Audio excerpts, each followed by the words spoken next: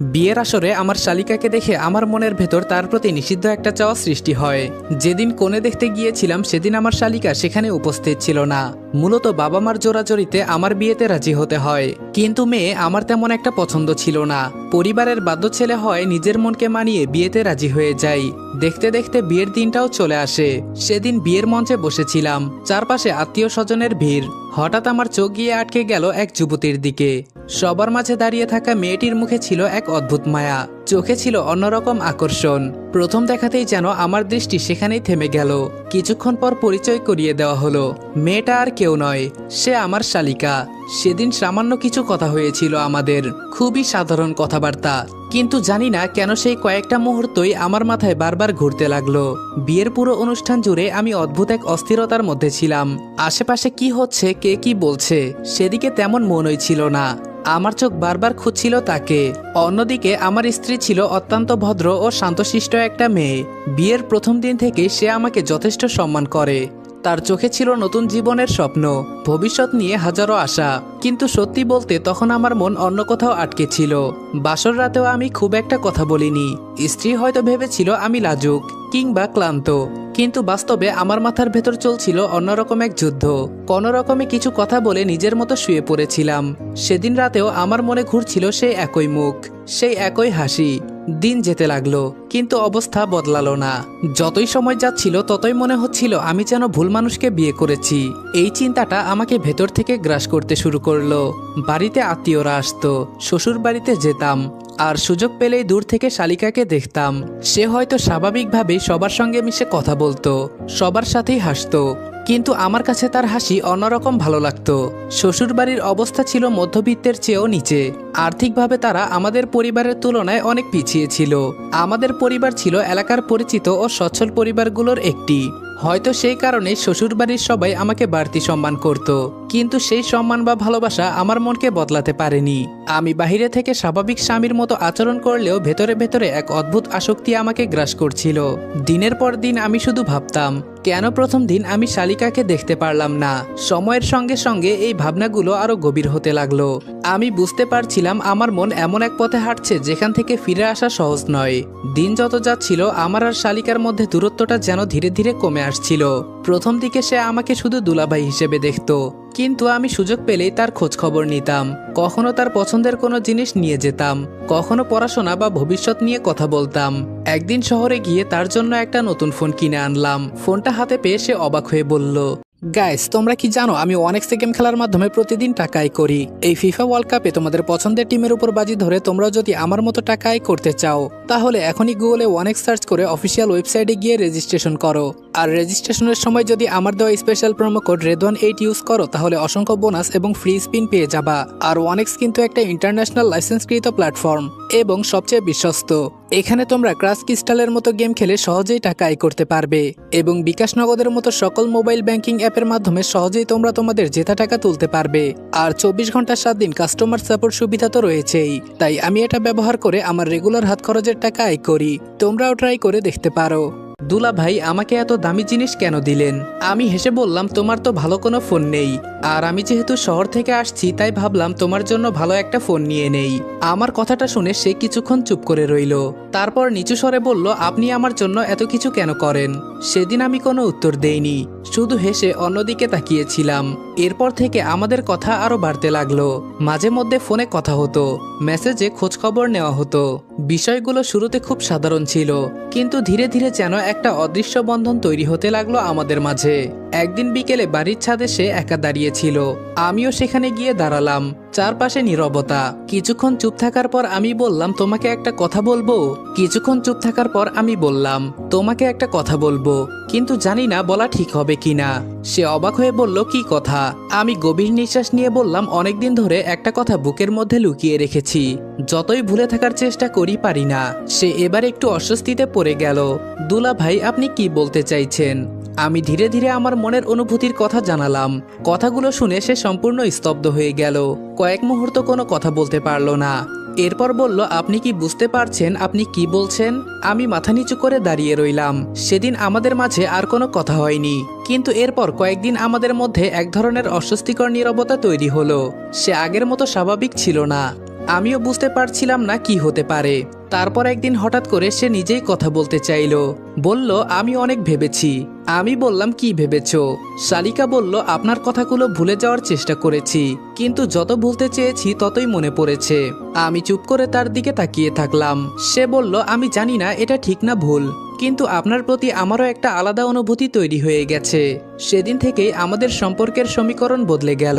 পরিবারের কেউ কিছু বুঝতে পারেনি, কিন্তু আমাদের দুজনের মনে এমন কিছু কথা জমা হতে শুরু করেছিল যা আর কাউকে বলা সম্ভব ছিল না। একদিন বাড়িতে প্রায় কেউই ছিল না। বিকেলের নীরব পরিবেশে আমি আর আমার শালিকা একই ঘরে বসে কথা বলছিলাম। শালিকা মাথা নিচু করে বলল, আমার খুব ভয় করছে। আমি তার দিকে তাকিয়ে বললাম, ভয় কিসের? শালিকা বলল, যদি আপু সব জেনে যায়। আমি হালকা হেসে বললাম, এতদিন তো কেউ কিছু বুঝতে পারেনি, এখনই বা বুঝবে কেন? সে দীর্ঘশ্বাস ফেলে বলল, তবুও মনে হয় আমরা অনেক দূর চলে এসেছি। আমি কিছুক্ষণ চুপ থেকে তার হাতের দিকে তাকালাম। তুমি কি কখনো আমার থেকে দূরে চলে যেতে পারবে? সে মাথা নেড়ে বলল, জানি না, আগে হয়তো পারতাম, এখন আর পারি না। ঘরের ভেতর অদ্ভুত এক নীরবতা নেমে এলো। বাহিরে হালকা বাতাস বইছিল। আমি বললাম, আমিও তোমাকে হারাতে চাই না। শালিকা চোখ নামিয়ে ফিসফিস করে বলল, আমিও চাই না। তারপর আমরা দুজন ঘনিষ্ঠ মুহূর্তে চলে যাই। ঠিক তখনই বাহিরে থেকে আমার স্ত্রী দরজা নক করলো। দরজার সামনে দাঁড়িয়ে থাকা আমার স্ত্রীকে দেখে আমার বুকের ভেতরটা কেঁপে উঠল। আমি আর আমার শালিকা দুজনেই হতভম্ব হয়ে গেলাম। দরজা খুলতেই দেখলাম স্ত্রীর চোখ বেয়ে শুধু পানি পড়ছিল। সে না চিৎকার করলো আর না কাউকে ডাক দিল, এমনকি কোনো ঝগড়াও করলো না। কিছুক্ষণ চুপচাপ আমাদের দিকে তাকিয়ে থাকার পর সে কাপা গলায় বলল, তোমরা আমার সাথে এটা কিভাবে করতে পারলে? আমি কোনো উত্তর খুঁজে পেলাম না। আমার শালিকাও মাথা নিচু করে দাঁড়িয়েছিল। আমার স্ত্রী নিজের বোনের দিকে তাকিয়েছিল, তার চোখে ছিল হাজারো কষ্ট। তুই এটা কিভাবে করতে পারলি? আমার শালিকা কোনো কথা বলল না, শুধু মাথা নিচু করে কাঁদতে লাগলো। এরপর আমার স্ত্রী আমার দিকে তাকালো। সেদিনের তার সেই দৃষ্টিটা আমি আজও ভুলতে পারিনি। আমার স্ত্রী বলল, আমি তোকে পৃথিবীতে সবচেয়ে বেশি বিশ্বাস করতাম, তোর জন্য আমি কি করিনি বল? নিজের সব সুখ সব স্বপ্ন তোকে ঘিরেই ছিল, আর তুই আমাকে এভাবে ঠকালি। আমার মুখ দিয়ে কোনো কথা বের হচ্ছিল না, কারণ আমি জানতাম তার প্রতিটা কথাই সত্য। সে আর কিছু বলল না, শুধু চোখের পানি মুছে ধীরে ধীরে ঘর থেকে বের হয়ে গেল। সেদিনের মতো আমিও বাড়ি ফিরে এলাম। অদ্ভুত ব্যাপার হলো, সে কাউকে কিছু বলল না, না তার বাবা মাকে, না তার আত্মীয় স্বজনকে। যেন পুরো ঘটনাটা নিজের বুকের ভেতর লুকিয়ে রাখলো। কিন্তু আমি বুঝতে পারছিলাম ভেতরে ভেতরে সে ভেঙে পড়ছে। বাড়িতে ফিরেও সে আগের মতো ছিল না। আমার সাথে খুব কম কথা বলতো। আমি কিছু জিজ্ঞেস করলে শুধু ছোট ছোট উত্তর দিত। অনেক সময় দেখতাম জানালার পাশে বসে একা একা বাহিরে তাকিয়ে আছে। কখনো আবার মাঝরাতে ঘুম ভেঙে দেখতাম সে নীরবে কান্না করছে। আর আমার ভয় এদিকে দিন দিন বাড়তে লাগলো। মনে হতো যদি সে সবকিছু কাউকে বলে দেয়, যদি দুই পরিবার জেনে যায়, তাহলে তো সব শেষ। কিন্তু আশ্চর্যের বিষয়, সে কিছুই বলল না। একদিন বিকেলে আমি আর আমার স্ত্রী রাস্তায় বের হয়েছিলাম। সেদিনও আমাদের মধ্যে তেমন কোনো কথা হচ্ছিল না। হঠাৎ রাস্তা পার হওয়ার সময় সবকিছু যেন কয়েক সেকেন্ডের মধ্যে ঘটে গেল। দ্রুত গতিতে আসা একটি গাড়ি নিয়ন্ত্রণ হারিয়ে আমাদের দিকেই ছুটে আসছিল। আমি কিছু বুঝে ওঠার আগে আমার স্ত্রী জোরে আমাকে ধাক্কা দিয়ে সরিয়ে দিল। আমি রাস্তার একপাশে পড়ে গেলাম, কিন্তু সে নিজে আর সরে যেতে পারল না। প্রচন্ড আঘাতে সে মাটিতে লুটিয়ে পড়ল। চারপাশে মানুষের চিৎকার শুরু হয়ে গেল। আমি দৌড়ে তার কাছে গেলাম। তার মাথাটা নিজের কোলে তুলে নিতেই দেখলাম সে কষ্টে চোখ খুলে আমার দিকে তাকালো। আমি কাপা গলায় বললাম, তুমি আমাকে বাঁচাতে গেলে কেন? সে দুর্বল একটা হাসি দিয়ে আস্তে করে এমন একটা কথা বলল যেটা শুনে আমার বুকের ভেতরটা হাহাকার করে উঠল। আর সেই কথাটাই আমার জীবনের সবচেয়ে বড় শাস্তি হয়ে দাঁড়িয়েছিল। জেরিন এবার আমাকে বলল, তুমি তো এটাই চেয়েছিলে, তোমার ইচ্ছাটা তো পূরণ হলো। আমি অবাক হয়ে কাপা গলায় বললাম, জেরিন তুমি আমাকে বাঁচাতে গেলে কেন? জেরিন কষ্টের মাঝেও মৃদু একটা হাসি দিল। তার চোখ দুটো ভেজা, কিন্তু সেই চোখে আমার প্রতি অভিযোগের চেয়ে ভালোবাসাই বেশি ছিল। সে ধীরে ধীরে বলল, কারণ তুমি আমার সবকিছু ফাহিম। আমি চুপ করে রইলাম। জেরিন আবার বলতে শুরু করলো, জানো আমি কখনো কোনো ছেলের সাথে অকারণে কথা বলিনি। নিজেকে সবসময় হেফাজতে রেখেছি। ছোটবেলা থেকেই স্বপ্ন দেখতাম একদিন আমার বিয়ে হবে, একটা সুন্দর সংসার হবে। সে অনেক কষ্টে শ্বাস নিয়ে আবার বলতে শুরু করলো, আমি ভেবেছিলাম আমার স্বামীকে অনেক ভালোবাসবো, অনেক যত্ন করব, তার সুখের জন্য নিজের সবকিছু উজাড় করে দেব। তার চোখের কোণ বেয়ে অশ্রু গড়িয়ে পড়ল। জেরিন আবার বলল, কিন্তু হয়তো আমার কপালটাই পোড়া ছিল। আমি কিছু বলতে পারছি না জেরিনের কথার উত্তরে। জেরিন আমার হাতটা শক্ত করে ধরে বলল, ফাহিম যদি আমার কিছু হয়ে যায় একটা কথা রাখবে? আমি বললাম, এসব কথা বলো না, তোমার কিচ্ছু হবে না। জেরিন মৃদু হেসে মাথা নাড়ল। না, আমার কথাটা শোনো। কয়েক মুহূর্ত থেমে সে বলল, যদি সত্যি আমার কিছু হয়ে যায় তাহলে তোমরা দুজন বিয়ে করে সুখে থেকো। আমার বুকের ওপর মাথা রেখে সে ফিসফিস করে বলল, নাবিলার যত্ন নিও, ওকে কখনো কষ্ট দিও না। তারপর ধীরে ধীরে চোখ বন্ধ করে ফেলল। চারপাশে তখন মানুষের চিৎকার, দৌড়াদৌড়ি, অ্যাম্বুলেন্সের সাইরেন, কিন্তু আমার মাথার ভেতর যেন অন্য এক পৃথিবী চলছিল। জেরিনের কথাগুলো কানে বাজছিল বারবার, তোমরা দুজন বিয়ে করে সুখে থেকো। অদ্ভুতভাবে তার জন্য আমার ভেতর তেমন কোনো অনুভূতি কাজ করছিল না, বরং আমার মনে হচ্ছিল এতদিন ধরে যে বাধাটা আমার সামনে ছিল সেটা কি ধীরে ধীরে সরে যাচ্ছে। আমি জানি এই চিন্তা আমার জন্য স্বাভাবিক ছিল না, কিন্তু তখন আমার মন সম্পূর্ণভাবে নাবিলাকে ঘিরেই অবর্তিত হয়েছিল। হাসপাতালের দিকে যাওয়ার সময় আমার মাথায় একের পর এক হিসাব চলছিল। যদি জেরিন আর আগের মতো সুস্থ না হয়, যদি ভাগ্য সত্যি আমার জন্য নতুন একটা দরজা খুলে দেয়, যদি একদিন নাবিলাকে নিজের করে পাওয়ার সুযোগ তৈরি হয়, আমি নিজের অজান্তেই ভবিষ্যতের নানা কল্পনা করতে শুরু করলাম। কিন্তু আমি তখনও বুঝতে পারিনি মানুষ যতই পরিকল্পনা করুক, ভাগ্য তার চেয়েও বড় পরিকল্পনা করে রাখে। জেরিনকে দ্রুত হাসপাতালে নিয়ে যাওয়া হলো। হাসপাতালে পৌঁছানোর কয়েক মিনিট পর ডাক্তার জরুরি বিভাগ থেকে বেরিয়ে এসে বললেন, রোগীর শরীর থেকে অনেক রক্তক্ষরণ হয়েছে, দ্রুত রক্তের ব্যবস্থা করতে হবে। তাড়াতাড়ি রক্ত না পেলে অবস্থা আরো খারাপ হতে পারে। ডাক্তারের কথা শুনে আশেপাশে দাঁড়িয়ে থাকা সবাই আরো চিন্তিত হয়ে পড়ল। আমি বাইরে থেকে উদ্বিগ্ন মুখে দাঁড়িয়ে থাকলেও ভেতরে ভেতরে অন্য হিসাব করছিলাম। কিন্তু আমি জানতাম এই মুহূর্তে যদি স্বামী হিসেবে কোনো দায়িত্ব পালন না করি তাহলে সবার সন্দেহ আমার দিকেই যাবে। তাই বাধ্য হয়ে আমি রক্তের ব্যবস্থা করার জন্য ছোটাছুটি শুরু করলাম। কিছুক্ষণ পর খবর পেয়ে দুই পরিবারের সবাই হাসপাতালে এসে পৌঁছালো। জেরিনের মা মেয়ের অবস্থা দেখে কান্নায় ভেঙে পড়লেন। বাবা মাথায় হাত দিয়ে করিডোরের এক কোণে বসে পড়লেন। আত্মীয় স্বজনদের মধ্যেও উদ্বেগ ছড়িয়ে পড়ল। সবাই আমাকে দেখে বলছিল, ফাহিম তুমি চিন্তা করো না, আল্লাহ ভরসা, সবকিছু ঠিক হয়ে যাবে। আমি শুধু মাথা নাড়ছিলাম। এর মধ্যে আমি রক্তের খোঁজে হাসপাতালের এক করিডোর থেকে আরেক করিডোরে ঘুরছিলাম। হঠাৎ পেছন থেকে একটা পরিচিত কণ্ঠস্বর ভেসে এলো, ফাহিম। আমি ঘুরে তাকালাম। তাকিয়ে দেখি পেছনে নাবিলা দাঁড়িয়ে আছে, চারপাশে কেউ নেই। এটা দেখে সে ধীরে ধীরে আমার কাছে এগিয়ে এলো। তার মুখে উদ্বেগের চেয়ে অন্যরকম একটা ভাব ছিল। সে নিচু গলায় বলল, তুমি এত দৌড়াদৌড়ি করছো কেন? আমি চারপাশে একবার তাকিয়ে বললাম, সবাই দেখছে তাই করতে হচ্ছে। নাবিলা ঠোঁটের কোণে হালকা হাসি টেনে বলল, আমাদের পথের কাঁটাটা যদি সরে যায় তাহলে তো আমরা দুজন খুব সহজেই সুখে থাকতে পারবো, তাই না? তার কথা শুনে আমি কিছুক্ষণ চুপ করে রইলাম। তারপর আস্তে করে বললাম, ঠিক বলেছ। নাবিলা আরো কাছে এসে ফিসফিস করে বলল, তাহলে রক্তের জন্য এত চিন্তা করছো কেন? আমি মুচকি হেসে উত্তর দিলাম, তুমি বিষয়টা বুঝতে পারছো না। নাবিলা বলল, কি বুঝছি না? আমি বললাম, এখন যদি আমি কিছু না করি, যদি আমি স্বামী হয়ে পাশে না দাঁড়াই, তাহলে সবার সন্দেহ হবে আমার উপর। নাবিলা ভ্রু কুঁচকে বলল, মানে? আমি বললাম, এই মুহূর্তে সবাই আমাকে দেখছে, আমি কি করছি কি করছি না সবকিছুই। নাবিলা চুপ করে শুনছিল। আমি আবার বললাম, তাই যা করছি সবই লোক দেখানো না, তবে সবাইকে বোঝানোর জন্য যে আমি একজন দায়িত্বশীল স্বামী। নাবিলা কয়েক সেকেন্ড আমার দিকে তাকিয়ে রইল, তারপর হালকা হেসে বলল, তুমি সত্যি অনেক চালাক। আমি উত্তর দিলাম, চালাক না হলে এত দূর আসতে পারতাম না। দুজনেই কিছুক্ষণ নীরব হয়ে রইলাম। ঠিক তখনই হাসপাতালের আইসিইউ বিভাগের দরজা খুলে গেল। একজন নার্স দ্রুত বাহিরে বেরিয়ে এলো। তার মুখের দিকে তাকিয়ে সবার বুক ধরফর করতে লাগলো। জেরিনের মা কাঁদতে কাঁদতে এগিয়ে গিয়ে বললেন, আমার মেয়ে কেমন আছে মা? নার্স সবার দিকে তাকিয়ে বলল, ভয়ের কিছু নেই, রোগী এখন আগের চেয়ে অনেকটাই ভালো আছে, তবে এখনো পর্যবেক্ষণে রাখতে হবে। কথাটা শুনে চারপাশে যেন স্বস্তির নিঃশ্বাস পড়ল। জেরিনের মা কান্না করতে করতে আল্লাহর শুকরিয়া আদায় করলেন। তার বাবা চোখের পানি মুছতে লাগলেন। আত্মীয় স্বজনরাও কিছুটা স্বস্তি পেল। কিন্তু সেই মুহূর্তে আমার আর নাবিলার মুখের রং বদলে গেল। আমরা দুজনেই একে অপরের দিকে তাকালাম। নাবিলা নিচু গলায় বলল, মানে ও বেঁচে যাবে? আমি কোনো উত্তর দিলাম না। নার্স আবার বলল, তবে রোগীকে সম্পূর্ণ সুস্থ হতে সময় লাগবে, আপাতত সবচেয়ে বড় বিপদ কেটে গেছে। এই কথাটা শুনে আমার বুকের ভেতরটা যেন হঠাৎ ভারী হয়ে গেল।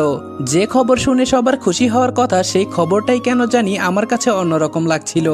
নাবিলা আমার পাশে এসে ফিসফিস করে বলল, তাহলে এখন কি হবে?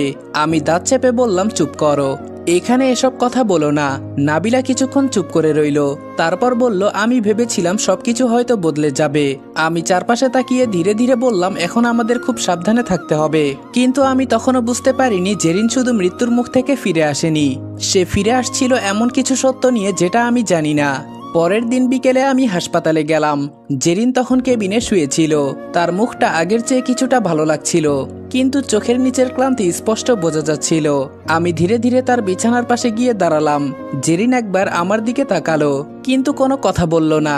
আমিও কিছু বলতে পারলাম না। ঘরের ভেতর অদ্ভুত এক নীরবতা নেমে এলো। মনে হচ্ছিল হাজারটা কথা জমে আছে, অথচ কেউ একটা শব্দ উচ্চারণ করতে পারছি না। কিছুক্ষণ পর আমি চুপচাপ কেবিন থেকে বের হয়ে এলাম। সেদিন আর জেরিনের সাথে কোনো কথা হলো না। রাতে বাসায় ফিরে আমি বারবার ভবিষ্যতের কথা ভাবছিলাম। ঠিক তখনই নাবিলার ফোন এলো। ফোন ধরতেই সে বলল, আজকে হাসপাতালে গিয়েছিলে? আমি বললাম হ্যাঁ। নাবিলা বলল, ও কি বলেছে? আমি বললাম কিছুই না, শুধু তাকিয়েছিল। ফোনের ওপাশে কয়েক সেকেন্ড নীরবতা। তারপর নাবিলা হঠাৎ করে বলল, তুমি জানো না ফাহিম, আমি ছোটবেলা থেকে ওকে কখনো নিজের বোন মনে করতে পারিনি। আমি অবাক হয়ে বললাম, মানে?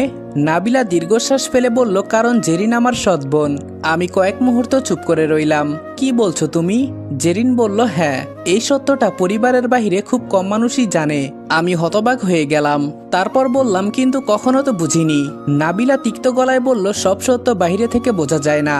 আমি ধীরে ধীরে বললাম, তোমাদের মধ্যে আসলে কি হয়েছে? তারপর বলল, তুমি যদি সত্যিটা জানতে তাহলে হয়তো আজকে আমাকে এভাবে প্রশ্ন করতে না। আমি অবাক হয়ে বললাম, কোন সত্য? নাবিলা বলল, সময় হলে সব বলবো। তারপর ফোনটা কেটে গেল।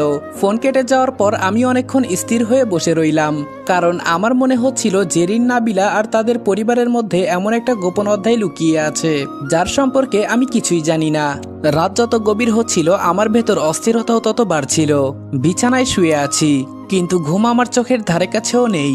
বারবার জেরিনের কথাগুলো কানে ভেসে আসছে, তুমি আমার সবকিছু ফাহিম, যদি আমার কিছু হয়ে যায় তোমরা দুজন সুখে থেকো। কথাগুলো মনে পড়তেই বুকের ভেতরটা কেমন যেন মোচড় দিয়ে উঠল। এতদিন আমি ভাবতাম ভালোবাসা মানেই নাবিলা, কিন্তু আজকে যখন জেরিন হাসপাতালের বিছানায় মৃত্যুর সাথে লড়াই করছে, তখন কেন বারবার তার কথা মনে পড়ছে আমার। হঠাৎ আমার ফোনটা বেজে উঠল। স্ক্রিনে নাবিলার নামটা ভেসে উঠল। আমি ফোনটা রিসিভ করে বললাম, হ্যালো। নাবিলা কিছুক্ষণ চুপ থেকে বলল, কি করছো? আমি বললাম, কিছু না। নাবিলা বলল, শুনে তো মনে হচ্ছে তুমি অনেক চিন্তায় আছো। আমি দীর্ঘশ্বাস ফেলে বললাম, হ্যাঁ একটু। নাবিলা হালকা হেসে বলল, জেরিনকে নিয়ে? আমি চুপ করে গেলাম। আমার নীরবতা বুঝতে পেরে নাবিলা আবার বলল, ফাহিম, তুমি কি সত্যি ওর জন্য চিন্তা করছো? আমি বললাম, ও আমার স্ত্রী, চিন্তা করাটা স্বাভাবিক। নাবিলা কথাটা শুনে কয়েক সেকেন্ড চুপ করে রইল। তারপর ঠান্ডা গলায় বলল, মজার ব্যাপার কি জানো, কয়েকদিন আগেও তুমি ওকে সহ্য করতে পারতে না। আমি কোনো উত্তর দিলাম না, কারণ কথাটা মিথ্যা ছিল না। নাবিলা আবার বলল, ফাহিম, তুমি বদলে যাচ্ছ। আমি বললাম, হয়তো। নাবিলা বলল, নাকি সত্যিটা বুঝতে শুরু করেছো? আমি অবাক হয়ে বললাম, কোন সত্য? নাবিলা হঠাৎ করে হাসতে লাগলো, কিন্তু সেই হাসিটা আগের মতো লাগলো না, অদ্ভুত ঠান্ডা আর তীক্ষ্ণ। নাবিলা বলল, যে মানুষটা তোমাকে সত্যিকারের ভালোবাসে সে, আর যে মানুষটাকে তুমি ভালোবাসা ভেবে ভুল করেছিলে তারা এক না। কথাটা বলে সে ফোন কেটে দিল। আমি অনেকক্ষণ ফোনের দিকে তাকিয়ে রইলাম। সেই রাতেই প্রথমবারের মতো আমার মনে সন্দেহ জন্ম নিল, নাবিলা কি সত্যি আমাকে ভালোবাসে, নাকি অন্য কোনো কারণ আছে? পরদিন সকালে হাসপাতালে গেলাম। জেরিন তখন কিছুটা সুস্থ। কেবিনে ঢুকতে সে আমার দিকে তাকালো, কিন্তু আগের মতো হাসলো না, শুধু শান্ত চোখে তাকিয়ে রইল। আমি ধীরে ধীরে তার পাশে গিয়ে বসলাম। কেমন আছো? জেরিন সংক্ষিপ্তভাবে বলল, ভালো। তারপর আবার নীরবতা। কিছুক্ষণ পরে জেরিন নিজেই বলল, ফাহিম, একটা প্রশ্ন করব? আমি বললাম, করো। জেরিন বলল, তুমি কি কখনো আমাকে ভালোবেসেছিলে? প্রশ্নটা শুনে আমার বুকের ভেতরটা কেঁপে উঠল, কারণ এর উত্তর আমার নিজের কাছেই পরিষ্কার ছিল না। আমি চুপ করে রইলাম। জেরিন মৃদু হেসে বলল, উত্তর দিতে হবে না। আমি বললাম, জেরিন। জেরিন আমাকে থামিয়ে বলল, না, কিছু বলো না। তার চোখের কোণে পানি জমে উঠল। তারপর বলল, আমি শুধু একটা কথা জানতে চেয়েছিলাম। আমি মাথা নিচু করে বসে রইলাম, কারণ জীবনে প্রথমবারের মতো আমার মনে হচ্ছিল আমি হয়তো এমন একজন মানুষকে হারাতে বসেছি যে আমাকে নিঃস্বার্থভাবে ভালোবেসেছিল। আর ঠিক সেই মুহূর্তে কেবিনের বাহিরে দাঁড়িয়ে থাকা একজনের কথা আমার জানা ছিল না। দরজার ফাঁক দিয়ে আমাদের কথোপকথন শুনছিল নাবিলা, আর তার চোখের দৃষ্টি দেখে স্পষ্ট বোঝা যাচ্ছিল ফাহিমের মনে যে পরিবর্তন শুরু হয়েছে সেটা তার মোটেও ভালো লাগছে না। আর সেখান থেকে শুরু হতে যাচ্ছিল আরো বড় একটা ঝড়। হাসপাতাল থেকে বের হয়ে করিডোর দিয়ে হাঁটছিলাম। মাথার ভেতর তখন হাজারো চিন্তা ঘুরপাক খাচ্ছে। ঠিক তখন ওই করিডোরের এক কোণ থেকে নাবিলার কণ্ঠস্বর ভেসে এলো। সে ফোনে কারো সাথে কথা বলছিল। আমি প্রথমে গুরুত্ব দেইনি, কিন্তু পরের কথাগুলো শুনে আমার পা যেন থমকে গেল। নাবিলা নিচু গলায় বলছিল, আমি কিছুই বুঝতে পারছি না। ফোনের ওপাশ থেকে কি বলল আমি শুনতে পেলাম না। নাবিলা আবার বলল, ফাহিম আমার হাত থেকে বের হয়ে যাচ্ছে। এটা শুনে আমার বুকের ভেতরটা ধক করে উঠল। আমি দেয়ালের আড়ালে দাঁড়িয়ে রইলাম। নাবিলা আবার বলল, আগে সবকিছু আমার কথা মতো করতো, এখন দেখছি জেরিনের জন্য চিন্তা করছে। কিছুক্ষণ চুপ থেকে সে বিরক্ত গলায় বলল, আমার মনে হচ্ছে ও জেরিনকে ভালোবাসতে শুরু করেছে। আমি নিঃশব্দে দাঁড়িয়ে রইলাম। নাবিলা এবার দাঁত চেপে বলল, এভাবে চলতে থাকলে সবকিছু নষ্ট হয়ে যাবে। আমার বুকের ভেতরটা হঠাৎ ঠান্ডা হয়ে গেল। তাহলে আমার সন্দেহ সত্যি?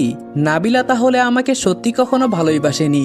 আমি কি শুধু তার কোনো খেলায় ব্যবহৃত একটা চরিত্র ছিলাম? কিছুক্ষণ পরে নাবিলা ফোন কেটে দিল। আমি ধীরে ধীরে তার পেছনে গিয়ে দাঁড়ালাম। এখানে কি করছো? হঠাৎ আমার কণ্ঠস্বর শুনে সে চমকে উঠল। তার মুখের রং বদলে গেল। আমাকে বলার মতো সে কোনো কথাই খুঁজে পাচ্ছিল না। আমি শান্ত গলায় বললাম, আমি এখানে আসবো এটা তোমাকে কে বলেছে? নাবিলা দ্রুত নিজেকে সামলে নিয়ে বলল, আমি তো ভেবেছিলাম তুমি আসবে, তাই আগে থেকে অপেক্ষা করছিলাম। আমি শুধু তার দিকে তাকিয়ে রইলাম। নাবিলা জোর করে হাসার চেষ্টা করলো। এরপর নাবিলা বলল, তুমি এমন করে তাকিয়ে আছো কেন? আমি বললাম, কিছু না। আমি আর কোনো কথা বাড়ালাম না, কারণ আমার যা জানার ছিল আমি তা জেনে গেছি। আজকে আমার মনের সব সন্দেহ দূর হয়ে গেছে। নাবিলা হয়তো কখনোই আমাকে ভালোবাসেনি, কিন্তু একজন মানুষ ছিল যে সত্যি আমাকে ভালোবেসেছিল, আর আমি সেই মানুষটাকে সবচেয়ে বেশি কষ্ট দিয়েছি। সেদিন রাতে বাসায় ফিরে আমি অনেকক্ষণ একা বসেছিলাম। জীবনের প্রতিটা ভুল যেন একে একে চোখের সামনে ভেসে উঠছিল।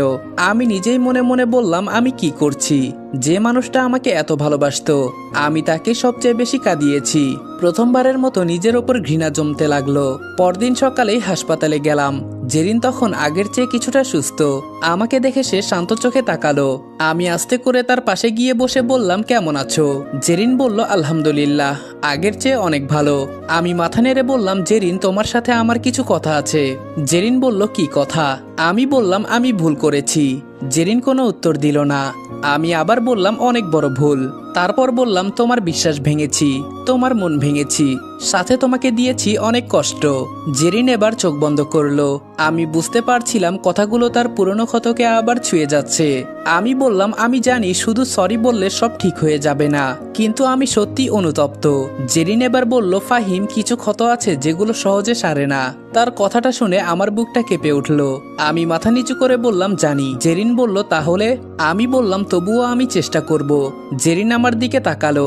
আমি তার হাতের কাছে হাত রেখে বললাম, আমি আর কখনো তোমার বিশ্বাস ভাঙবো না, আমি আর কখনো তোমাকে কাঁদাবো না।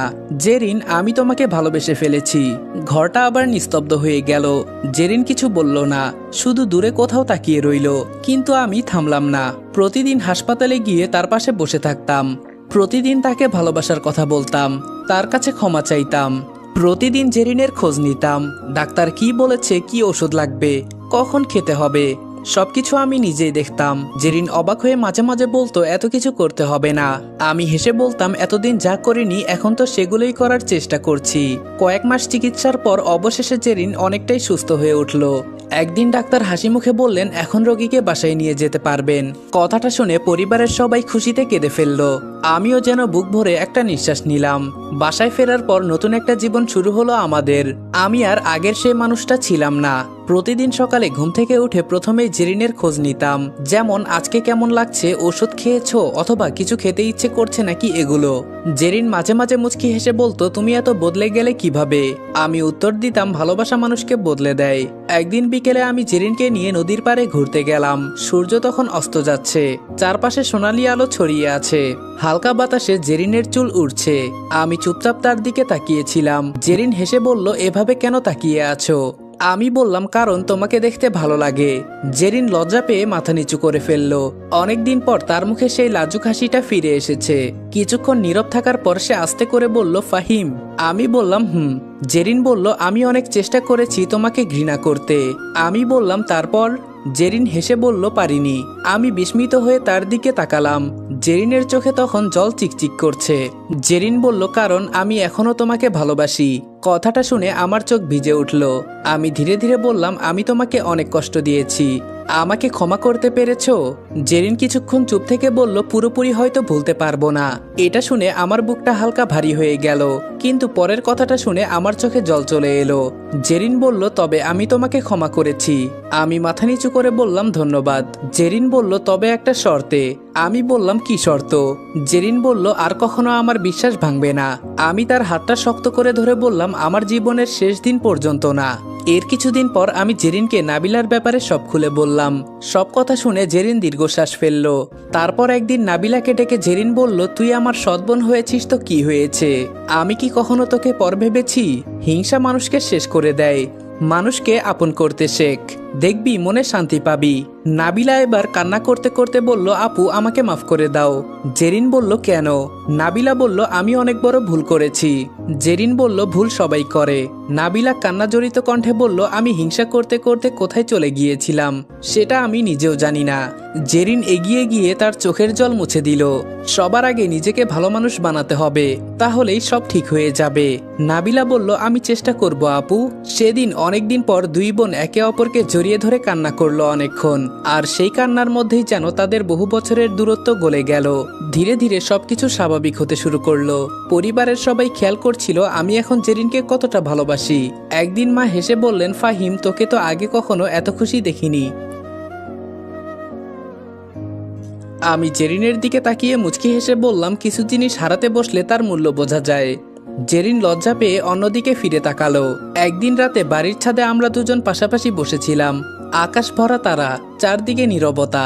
জেরিন মাথাটা আমার কাঁধে রেখে বলল, একটা কথা বলবো? আমি বললাম, বলো। জেরিন বলল, যদি আবার নতুন করে শুরু করার সুযোগ পাও কি করবে? আমি তার হাতটা নিজের হাতে নিয়ে বললাম, আবার তোমাকেই বিয়ে করব। জেরিন হেসে বলল, সত্যি? আমি বললাম, হ্যাঁ, তবে এবার প্রথম দিন থেকেই তোমাকে ভালোবেসে যাব। জেরিন আমার দিকে তাকালো, তার চোখে তখন শান্তি, বিশ্বাস আর ভালোবাসা। আমি আস্তে করে বললাম, আলহামদুলিল্লাহ, আল্লাহ আমাকে আমার ভুল বোঝার সুযোগ দিয়েছেন। জেরিন মৃদু হেসে বলল, আর আমাকে দিয়েছেন ক্ষমা করার শক্তি। আমি তার হাতটা আরো শক্ত করে ধরলাম।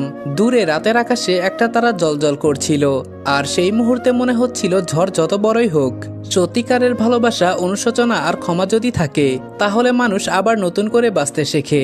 এখন আল্লাহর রহমতে আমাদের ভালোই দিন কেটে যাচ্ছে। বেশ কয়েক মাস পরে জেরিন আমাকে বলল, তুমি বাবা হতে চলেছ। এই কথাটা যেন আমার জীবনের সবচাইতে বড় খুশির কারণ হয়ে দাঁড়িয়েছিল।